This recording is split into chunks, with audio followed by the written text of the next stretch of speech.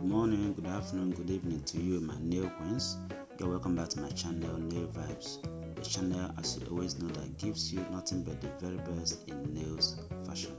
And in this video for today, there is no exception. So if you're seeing this channel for the very first time, or you are yet to subscribe to my channel, please do subscribe, and as you do that, turn on your bell notification so that you will always get notified whenever a new video is uploaded in this channel. So ladies, watching this video, you see that these nails look so good, unique and trendy. These are perfect collections of trendy and new nail designs for you, my gorgeous queens. So if you are looking for a new nail design that are contemporary and are going viral, watch this video from beginning to end and pick your best slide to make on your nails.